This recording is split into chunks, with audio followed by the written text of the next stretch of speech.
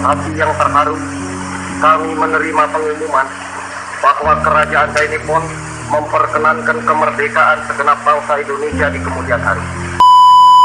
Hati dan jiwa kami kasih yang sekhidmat-khidmatnya kepada Yang Maha Mulia Tuhan.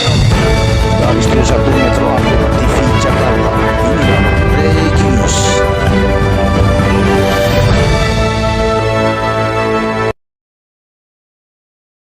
Menteri PPPA Republik Indonesia Gusti Ayu Bintang Darmawati Puspayoga didampingi Ketua TPPKK Provinsi Bengkulu Derta Rohidin.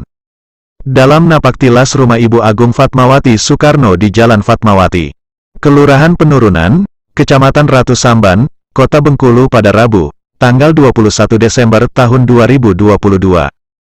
Turut ikut serta Menteri PPPA Republik Indonesia.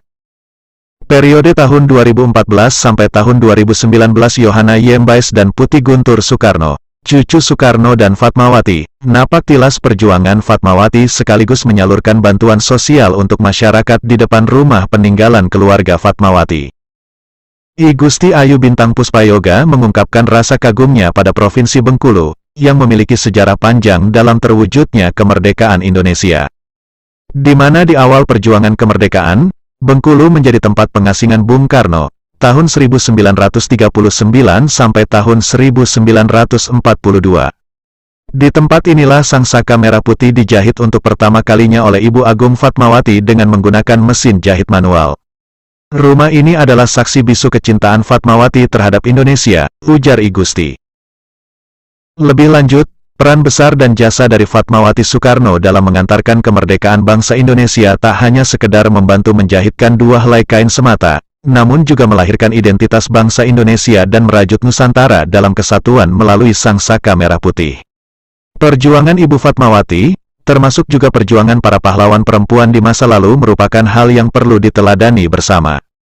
Kunjungan ini diharapkan dapat menjadi wadah refleksi kita bersama terkait perjuangan para perempuan dalam merebut kemerdekaan serta pergerakan perempuan dalam memperjuangkan haknya dari masa ke masa, ungkapnya. Sementara itu, cucu dari Fatmawati Soekarno, Putih Guntur Soekarno menyambut kunjungan Menteri PPPA dan menyampaikan rasa bangga atas terselenggaranya rangkaian PHI ke-94 di Provinsi Bengkulu. Putih menyampaikan bahwa Bengkulu merupakan provinsi yang menorehkan sejarah kental atas perjuangan Presiden Soekarno dalam menghantarkan kemerdekaan Indonesia. Soekarno diasingkan di Bengkulu dan bertemu dengan gadis asal Bengkulu, Fatmawati Soekarno.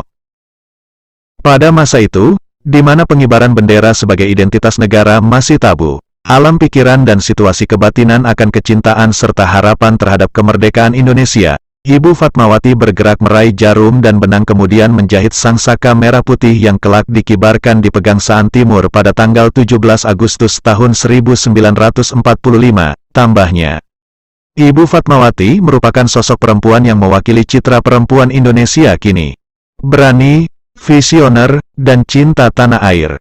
Oleh karena itu, kita perempuan Indonesia harus terus memperjuangkan dan meneladani semangat dari Ibu Fatmawati, pungkas Putih. Dari redaksi Metro Update TV Jakarta dan Bengkulu Abdur Rahmat Daeng dan Rina SI, melaporkan.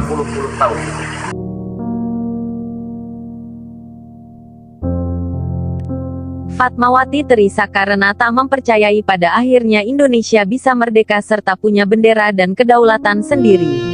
Membayangkan bagaimana saat itu Indonesia akhirnya merdeka setelah bertahun-tahun dijajah, pasti rasanya bahagia campur haru. Putih, benarkah bersumber dari hadis Nabi Shallallahu Alaihi Wasallam?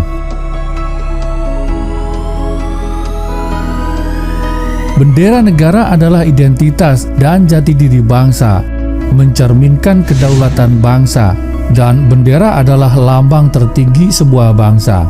Indonesia memiliki sang saka merah putih.